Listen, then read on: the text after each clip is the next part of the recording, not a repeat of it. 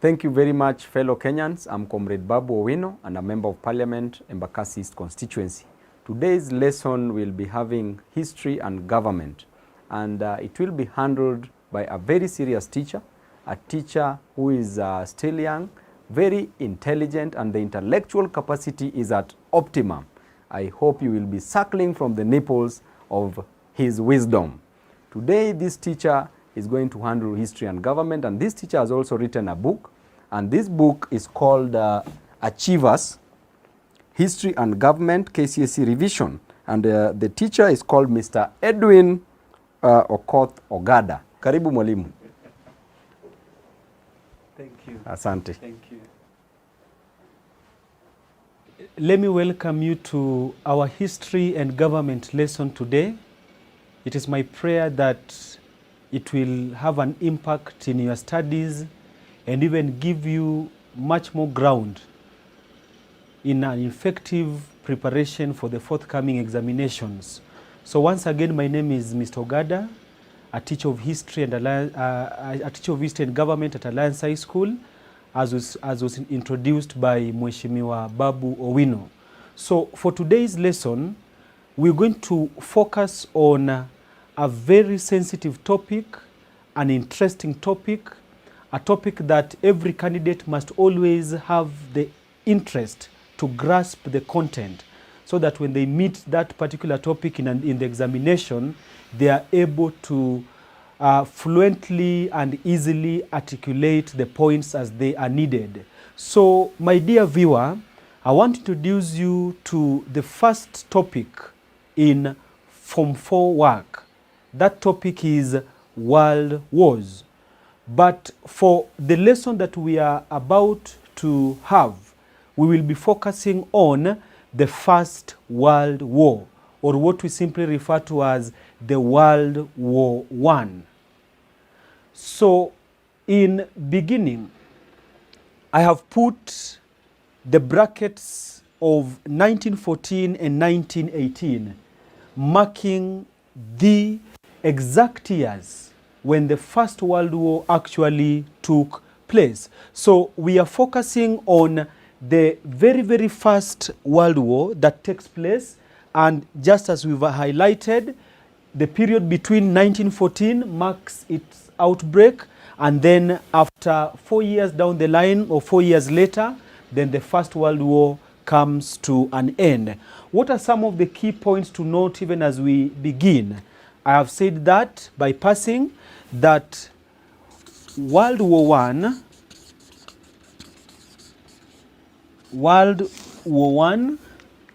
begins in 1914, and then it ends, or it ended in 1918. Maybe a cardinal question that we need to ask ourselves, that why is it referred to as a world war? Look at the statistics, that a total of 135 countries participated or took part in this particular type of war. Remember, we have about 194 countries in the world, or about 195. So if we use the figure of 195 and then we take 135 from 195, we have only 60 countries that did not take part in the war. But by and large, this figure is quite high. 135 out of 194, 195 currently, that's a big number. Then also, in terms of population, that one of the effects of this war is that about 15 million people lost their lives in the war. The results, again, that will be touching on the results of the war, that many people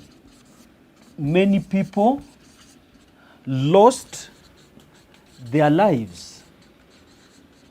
Apart from property destruction, apart from weaponization of this particular war, you can see that this war consumes a number of lives, a number of people. But for today, we will focus on what were the causes of the First World War? What were the causes of the First World War? Causes of World War I. This is a very sensitive area in an examination, as I'll be able to explain, so that you are able to easily articulate the causes of why is it that this war actually broke out. And therefore, we look at this statement by great historians that in terms of looking at the causes of World War I, we divide the causes into two categories. The first category, we talk about the long-term causes. The long-term causes of World War I. And then the second category, we refer to it as the immediate cause. The immediate cause of World War I. Actually, what was the trigger, the immediate trigger that now made the First World War to break out?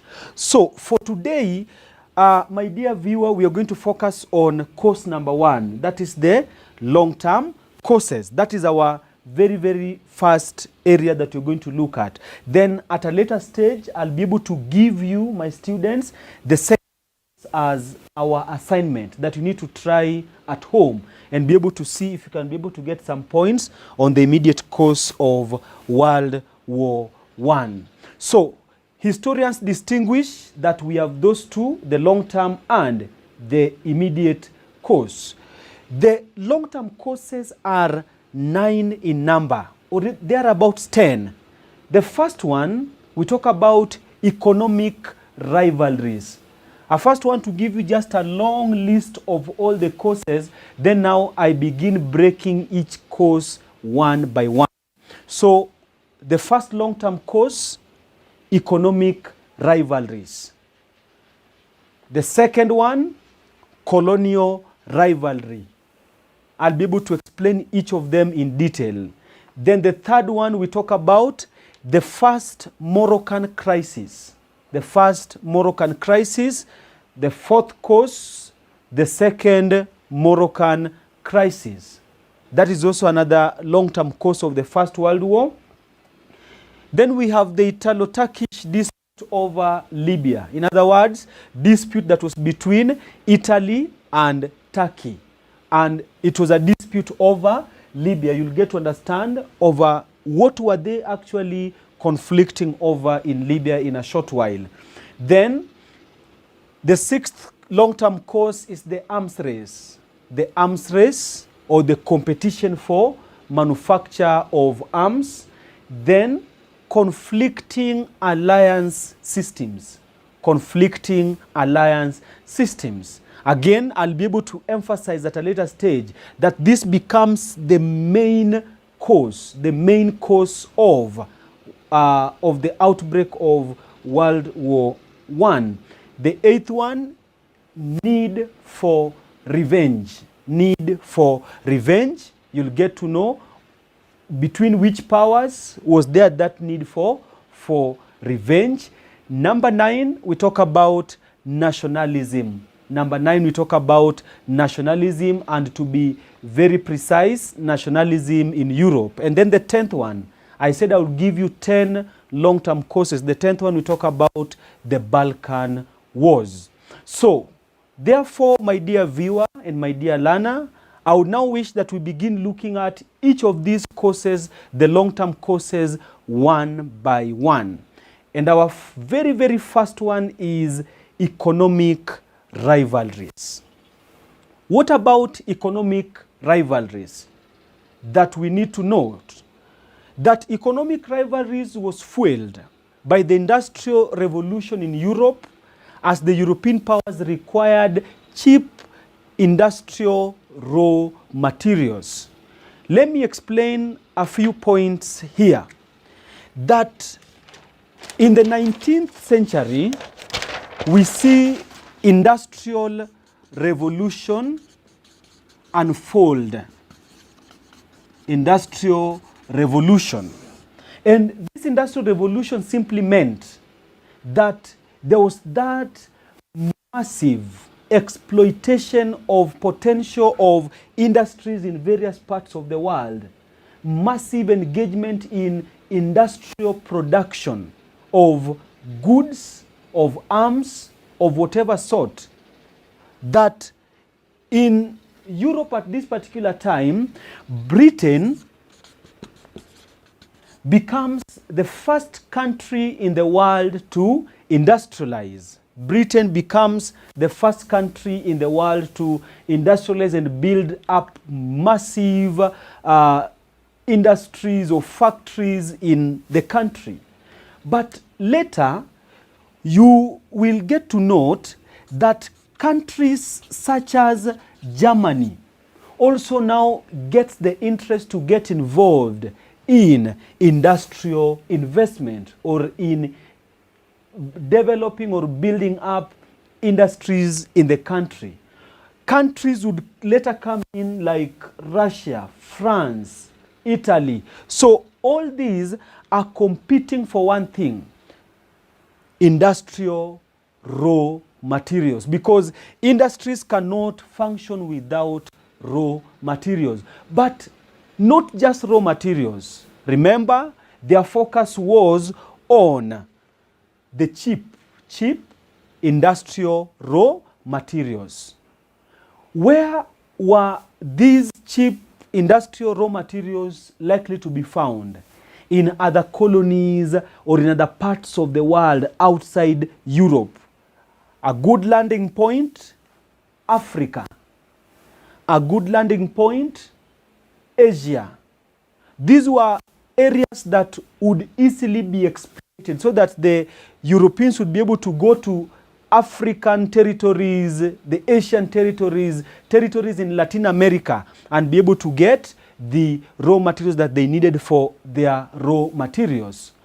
Now, how do we link this to World War? Because remember, we have to keep the focus on the outbreak of the First World War. All the points we are discussing should be leading us to the outbreak of that particular war. How does this contribute to the outbreak of the First World War? The underlying factor here is that there was increased tension amongst European powers. Increased tension between Britain, between Germany, between Italy, France, Russia. All of them are competing to build up their industries because of the Industrial Revolution during the 19th century. The industries need raw materials. Where do we get these raw materials? From other parts of the world like Africa, Latin America, and Asia, just as I've mentioned. So each of them now have to get running, find themselves in these territories, and acquire these raw materials. Again, remember that as you understand, or as I make you understand this point, I want to bring to your attention the first topic in Form 3 work. That is European invasion and the process of partition of Africa. You remember the Berlin Conference that was convened in 1884, 1885. That as a result of the tension that was building up in Europe, there was need to convene a conference that would be able to make the world powers come together harmoniously and resolve differences that existed, such as in the economic rivalries. Then our second point, again, is on colonial rivalry. Remember, the first point is talking about economic rivalries. And under economic rivalries, we see industries need raw materials. Where do these raw materials exist? In colonies. In colonies. That is why we are now referring to it as colonial rivalry. What is the point to note here, dear learner? That various European powers sought colonies as sources of raw materials and also for prestige. Just a feeling of, yes, I have also conquered a territory elsewhere in the world. I'm also one that commands respect in other territories in parts of the world, like in Africa. So when they were competing for these colonies, again, our marking point on this is that it increased tension among European powers, so that these European powers would rush, they would go out, they would move out in the desire to get the needed raw materials and also to acquire for themselves prestige. The third cause or long-term cause of the First World War, we talk about the First Moroccan Crisis that took place between 1905 and 1906. I want to make you understand a few points here on the First Moroccan Crisis. We have noted that it took place between 1905 and 1906.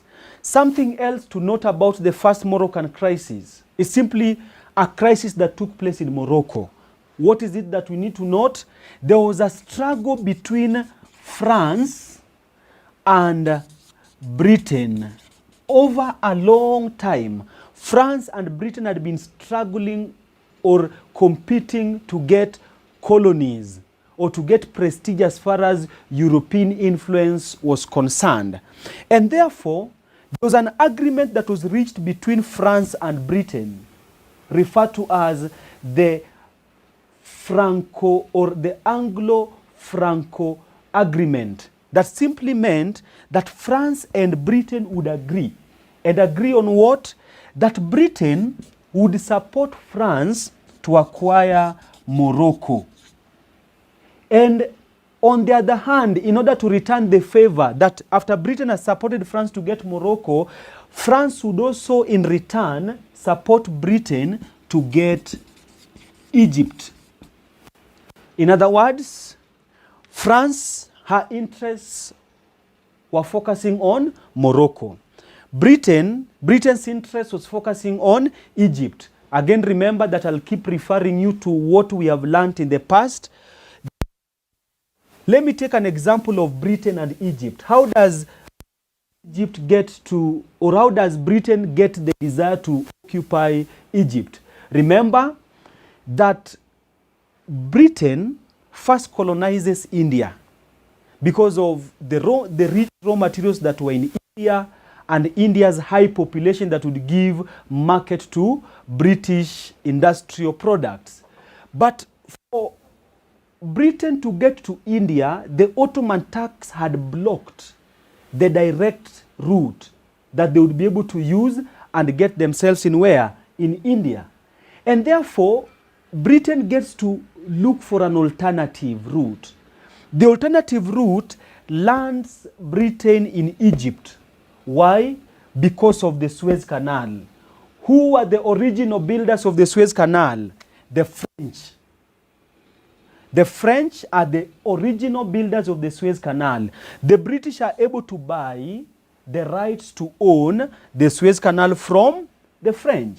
And therefore you find that once now they are able to get the Suez Canal, the British are now assured that they can get a direct entry into where? Into India. But the Suez Canal receives her waters from River Nile, bringing to the question that would it be just enough for Egypt and then think that they're now secure? No. They would later now look for the source of the waters of Suez Canal that was in River Nile. So for River Nile, they have to come all the way down, and they realized that River Nile also was supplied with some waters from where? From Lake Victoria. Where is the Lake Victoria source based?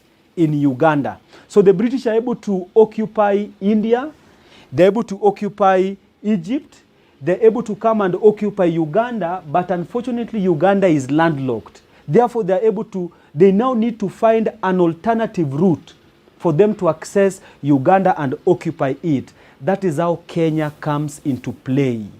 Therefore, the British amass India, Egypt, you talk about Sudan, you come to Kenya, then finally they get themselves in Uganda. So therefore, dear learner, when this crisis takes place, Germany is also eyeing Morocco. Germany is also eyeing Morocco. And then she comes on board to try to force herself into taking away Morocco from France. Britain cannot allow. Britain and France have come into an agreement that they would support one another in protecting their territories. Britain protecting her territories in Egypt, France protecting her territory in Morocco. The Germans are also eyeing to get into Morocco. This brings about the need to hold a conference. This brings about the need to hold a conference in order for them to peacefully resolve this difference. This is the famous Algeciras conference that was convened in Spain. And this conference was simply meant to do what? To make the Germans accept that Morocco had already been under the possession of the French. So that now the British should help the French to convince the Germans that, hey, Morocco is already grabbed. So therefore, do not lay interest. But as the conference ends, dear viewer, the Germans are not happy. The Germans are not happy with the resolution that they deny Germany the right to also occupy Morocco. Out of this conference, we get another crisis because Germany is not happy. And that is what leads us to the second Moroccan crisis. In which year? 1911. The first conference has been held in Algeciras, no breakthrough. The Germans are still very, very determined that they want to get Morocco from France.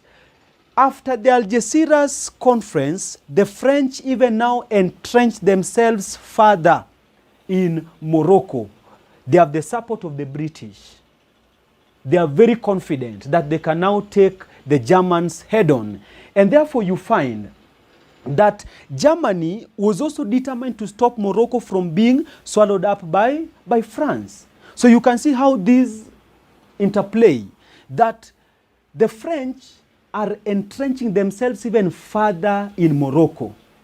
The Germans, out of the Algeciras conference, they've been put for a roadblock, that they cannot proceed and occupy Morocco any further, but they were determined to occupy Morocco. Events unfold, my dear viewer, and a crisis comes about that is referred to as the Agadir crisis. The Agadir crisis. What about the Agadir crisis? That the Germans go further and decide to take the capital of Morocco then, that was called Fez. Fez was the capital of Morocco. So they move and they occupy Fez. And then they install their water guns, or I can say the water guns in Morocco or in Fez in order to protect their interest. And where does this take place? The port of Agadir in Morocco. Hence it's called the Agadir crisis. So the Germans take their gunboat, very precise gunboat, by the name the Panther. The Panther. They installed the Panther at the port of Agadir in Morocco in order to tell the French that we are now ready to take it up, to stop you from getting or entrenching yourself further in Morocco. What is the essence of all these explanations? From the first Moroccan crisis, they don't agree from the Algeciras conference. The second Moroccan crisis, a conference that was held in the first one did not help. The second Moroccan crisis breaks out. All these do not help. The Germans are enforcing themselves even further. Out of the Agadir crisis, there was another convention that was held in order to peacefully make the Germans feel at home. How does it happen? The French accept to donate Congo to the Germans. So they're telling the Germans that, hey, we will give you our territory south of Cameroon, that is in Congo, so that you live as with Morocco. The Germans finally accept, the Germans accepted to allow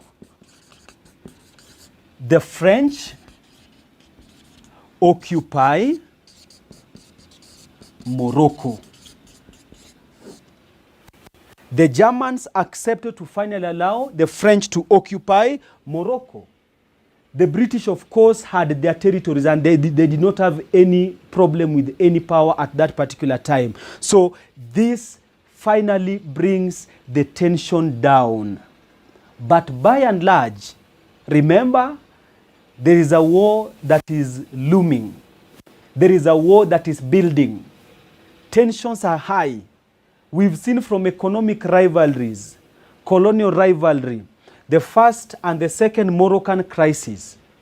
The countries of the world are preparing themselves for a looming war, and they're not ready to take any chances. The fifth long-term cause is the Italo-Turkish colonial dispute over Libya.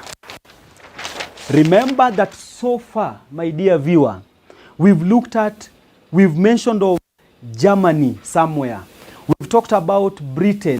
We've talked about France.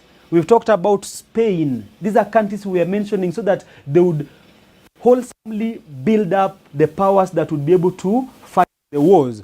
Now we are introducing Italy and we are introducing Turkey. The Italo-Turkish colonial dispute over Libya. These two are conflicting over Libya. What is there to note? That there is a desire for these countries to get themselves Tripoli. The race for Tripoli between Italy and Turkey also contributed greatly to the rising political tension in Europe. For reasons of raw materials that colonial powers or these European powers were looking for, Tripoli was well placed in order to supply the needed raw materials for Italy and Turkey. Again, this is also a factor that we have to highly underscore and see to the point that tension is building. The tension between European powers are expanding. Problems of understanding, they cannot amicably resolve their differences. Again, contributing to almost the outbreak of the First World War. Then the sixth point is the arms race. The arms race. Now, what is it to note about the arms race? That the hostilities emerging among European powers during the colonial disputes motivated each power to start building stronger armies and navies in preparation for war. Arms race is simply competition. Arms race is simply competition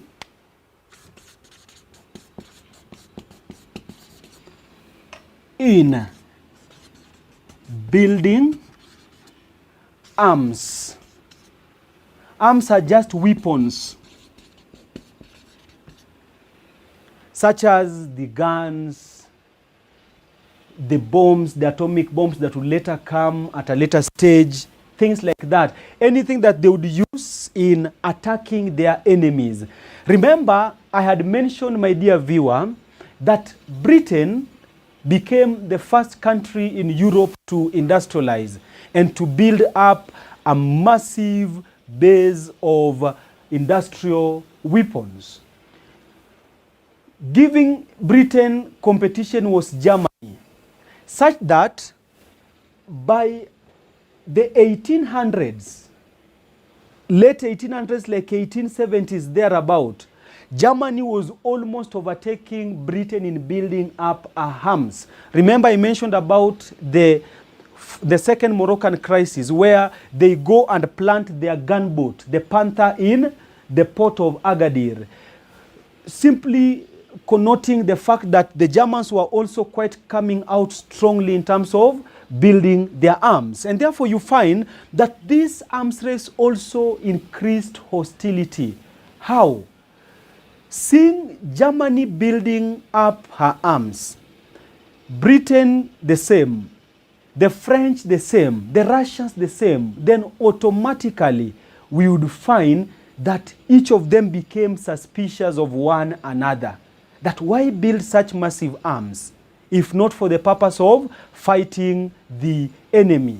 And therefore each of them were ready that in the event of the outbreak of this war, they had the needed weapons, so they needed arms. I believe up to that point we are very clear. Remember, maybe those who are joining us now, we are looking at the long-term causes of the First World War. And we said that in terms of the causes, we divide them into two. We talk about the long-term causes and talk about the immediate cause. The long-term causes are 10 in number. We have only discussed up to the 6th one. The first one was economic rivalries, where we explained how these guys were looking for raw materials to build up the industries. We talked about the colonial rivalry, looking for colonies where these raw materials were found. The third one, we talked about the first Moroccan crisis. Then we also mentioned the second Moroccan crisis. Then the fifth one that we've just mentioned is talking on the Italo-Turkish border dispute over Libya. Then the sixth one is the arms race. I believe now we are at the same page for those of you who are joining us at this particular time. And we've explained on how the European powers were pushing and running about in order to get the arms. And the secret of this arms building was they were preparing for war. That in the event things get out of hand, we will be ready to fight, be it on land, the armies, or be it in the waters, the navies. Then we proceed and now look at the seventh one, the system of alliance. And it is important that I make you understand at this juncture that on the systems of alliance, an alliance is just an agreement.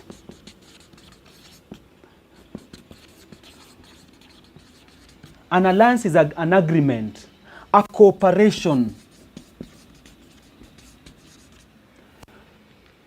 working together for a common purpose. And I also mentioned that the system of alliances also becomes the main cause or the major cause of the outbreak of the First World War. What about these alliances? We had two alliance systems, that is the Triple Alliance. Now, before I give a general explanation, under the Triple Alliance, we had some three countries here. The first one, we had Germany. The second one, we had Austria-Hungary. And then the third country, we talk about Italy. We have Germany, we have Austria-Hungary, and then we have Italy. Now, the very, very first alliance that is formed in the world is referred to as the Dual Alliance. Dual Alliance, meaning two. Between who and who? Between Germany and Austria-Hungary. that in the event that either of them is attacked, one of them would come to the rescue of the other. And then at some point later, they came and absorbed Italy. Hence, the name changes from dual to triple to mean three. That's what we're talking about, triple alliance. And remember that the first alliance was convened by the then Chancellor of Germany, Otto von Bismarck. Otto von Bismarck, we hear of him in the convention of the Berlin Conference of 1885, and then again Otto von Bismarck comes on board in terms of the building of the dual alliance, and then they later incorporate Italy, making it a tripartite thing, hence changing the name to triple, meaning an alliance of three countries. That's the first alliance. The second alliance, we talk about the triple entente. The triple entente. Again, we have some three countries coming up and forming the triple entente. The first one is Britain. The second country is Russia. And then the third one is France. They also begin as a dual alliance, an alliance between Britain and France. You remember when I was talking about the first Moroccan crisis, where France has a desire to get Morocco, Britain has a desire to get Egypt. The two of them amicably agree that Britain would support the French interest in Morocco, and then the vice versa, the French would also support the British interest in Egypt. That is how the two of them begin that collision. Then at a later stage, they also now incorporate Russia.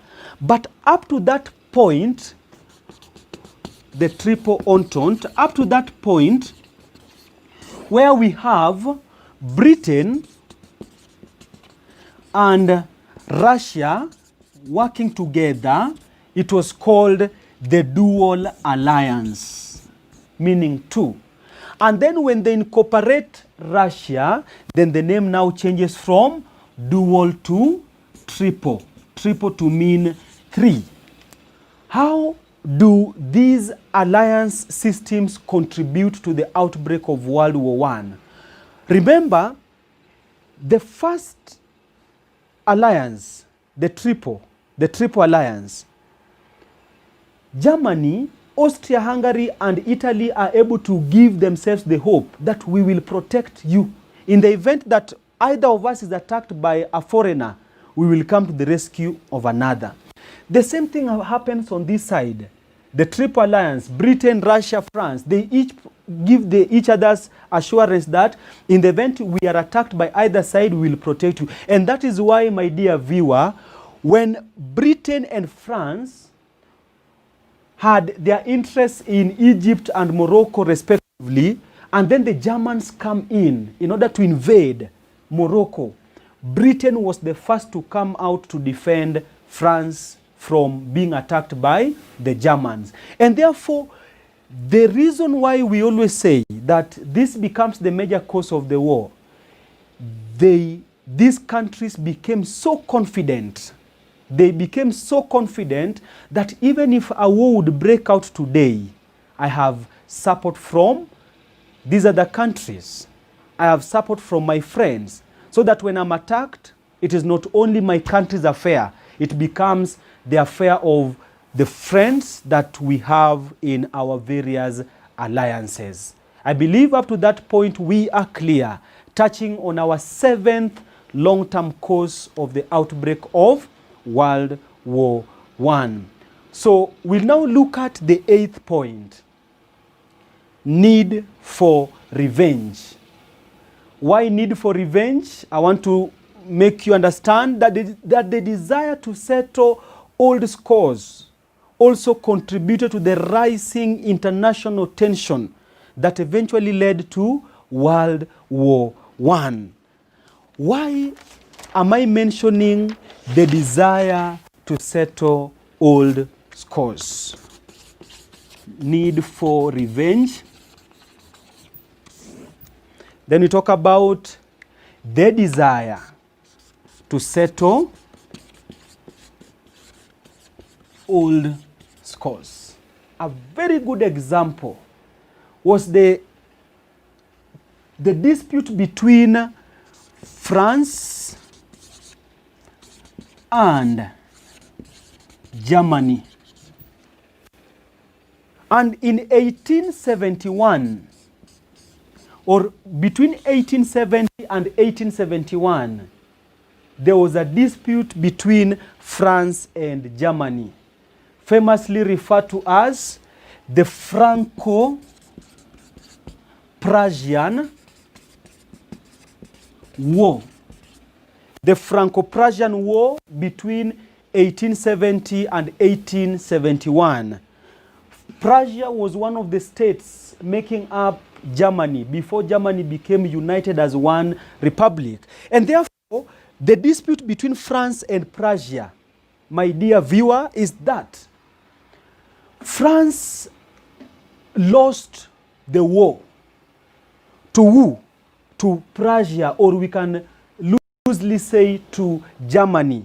And consequently, when France lost the war to Prussia and to Prussia or to Germany, she consequently lost her two rich provinces of Alsace and Lorraine, which were quite rich in coal and iron. Remember, when you talk about coal, what comes to your mind? Energy needed for the industry. When you talk about iron, what comes to your mind? We talk about the industrial raw materials, or the needed metals that was needed by these people to build up their arms. So consequently, France loses Alsace and Lorraine. These were quite dear to France. And she loses them to who? To Germany. And therefore, France all this time has a desire to revenge against Germany. When the Germans are coming to invade Morocco, they are finding France there. France is still a bitter person. Why? Germany had taken away the two rich provinces of Alsace and Lorraine. So as we move closer to the war, it is France's prayer that one day I would get an opportunity to attack Germany in order to revenge and get back the two rich provinces of Alsace and Lorraine. Remember, I mentioned that we are all focusing on the outbreak of a war. Some war is looming somewhere. As we discuss these causes, fix your mind to understanding the war as it comes nearly to its climax, need for revenge. Then the ninth point, we talk about nationalism. The ninth point, we talk about nationalism. What is nationalism? Nationalism is a feeling of belonging to a particular nation. A good example, when countries that had been colonized by European powers came together, their citizens came together to push and to fight for their independence from the colonial masters. That strong feeling to fight for the independence is what we refer to as nationalism. Nationalism also took part in Europe. That the emergence of Germany and Italy as formidable powers in Europe was an indicator of the nationalism wave which disrupted the existing balance of power in Europe. Germany is strongly coming up. You can see we've mentioned Germany like in almost every point we were discussing. Italy is also coming up. You remember the Italo-Turkish dispute over Libya. Italy is also coming up.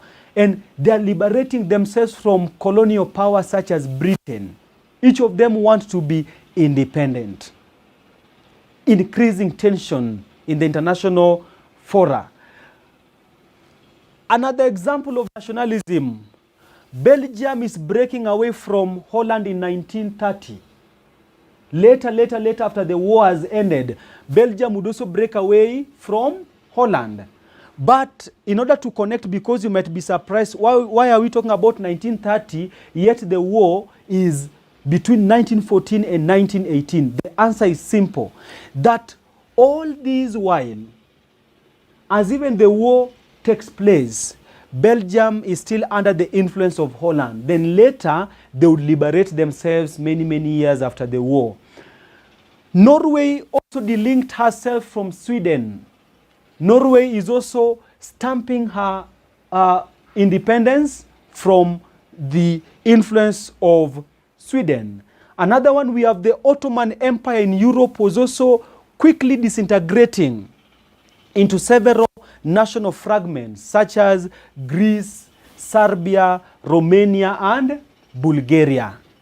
So these countries are breaking away from the Ottoman rule or the Ottoman Empire in Europe. My dear viewer, another point also to explain on nationalism, the Greeks and the Bulgars, or from Bulgaria in Macedonia, also hope to be liberated from the Turkish rule. The Turkish rule.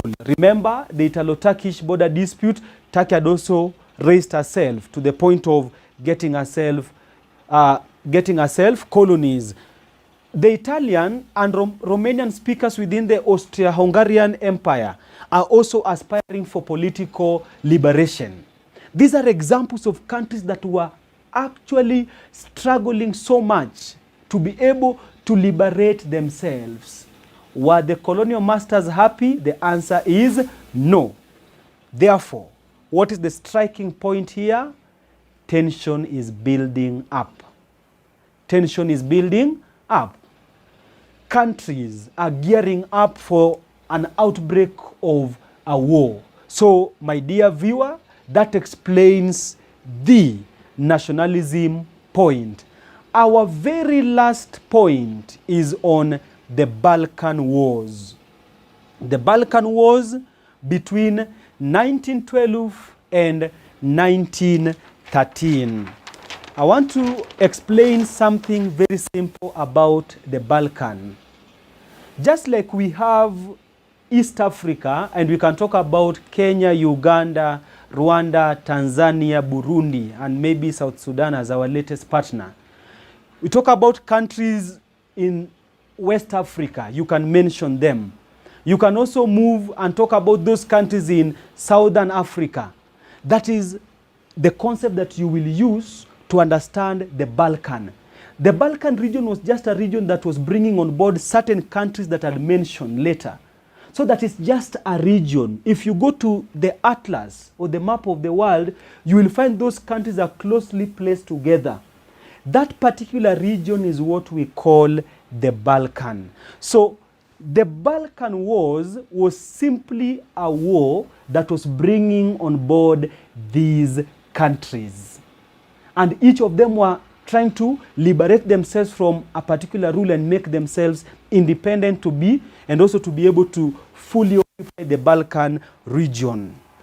An example that we begin talking about is Turkey.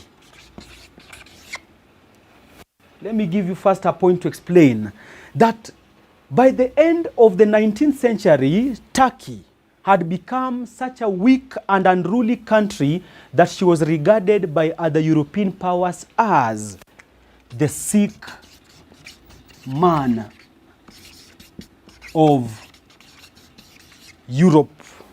The sick man of Europe. Why the sick man of Europe? Turkey was everywhere. She had little power, but she would move everywhere looking for influence, looking for colonies, looking for opportunities. Yet her manpower was not enough. It wasn't adequate to help her entrench herself into also European affairs. And therefore, you find that Turkey becomes a problem or a thorn in the flesh of the European countries. She wasn't really such powerful, and therefore European powers were not actually interested in her influence at all. But as she kept on rubbing shoulders with one country after another, it raised certain tension. Funnily enough, in Turkey, within her own country, there were issues of corruption, there were issues of discrimination of based on either religion or based on color in Turkey, because remember it's dominantly occupied by the Muslims. And therefore you find that the issue of race comes in, issue of corruption comes in, until there's a group that calls themselves the Young Turks. And they begin fighting the then government in Turkey, that the country must be liberated from corruption and be liberated from any other ills that were being done by the colonial government or the Turkish government at that particular time. The challenge continues, dear learner, or my dear viewer, up to the point that Turkey also desires to also now bring the Balkan regions under her influence. It's not the first time we are mentioning about Turkey. You remember the Italo-Turkish border dispute in Libya? Yes, we had mentioned about Turkey. Again, Turkey comes on board here. Now, this is our key point, even as we summarize this point. Turkey is unable to govern herself properly back at home. The government of the day is weakling, to the point that even the government is overthrown. Then she also comes and wants to entrench her rule in the Balkan area, comprising of which country? We talk about Serbia. That's the first one. We talk about Serbia. We talk about Bulgaria. We talk about Greece. And then lastly, we mention Montenegro. This is why I was making reference that when you talk about East Africa, we have Kenya, Uganda, Tanzania, Rwanda, Burundi, South Sudan. The Balkan area, we talk about Serbia, Bulgaria, Greece, Montenegro. Turkey wants to assert her influence and be able to be the key figure as far as these regions are concerned. Countries like Serbia cannot allow that to happen.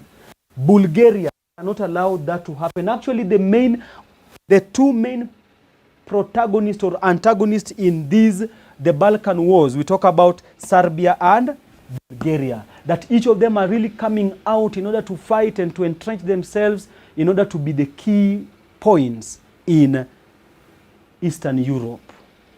My dear viewer, we've been able to look at those key 10 points. And as we wrap up our lesson for today, remember we've looked at the long-term causes of the outbreak of World War I. We've been able to cover depth. We looked at economic rivalry. We looked at colonial rivalry. The first Moroccan crisis, the second Moroccan crisis. We also looked at the Italo-Turkish border dispute, the need for revenge between France and Prussia or Germany. We also talk about national. Mentioned something to do with the wars in the Balkan region. And then the key one that I talked about, the main one, the major one, the system of alliances. When you bring all these factors together, they explain the tension that was rising in Europe at that particular time that eventually led to the outbreak of the First World War in the year 1914. As I finish, I want to give you an assignment that you need to attempt during your free time. And please try to get as much information as possible. Describe the incident that sparked off World War I, or what we loosely say, the immediate cause, or describe the immediate cause of the First World War. Otherwise, it's my pleasure that I reached out to you and to sincerely thank Mheshimiwa Babu Owino even for organizing such a platform that we are able to reach out to students everywhere in this country, regardless of where you come from, as long as you're able to tune and to be able to follow the program. And ours is to wish you well and to keep urging you and encouraging you to work hard. And until next time, I want to wish you well. My name is Mr. Ogada from Alliance High School. Bye-bye.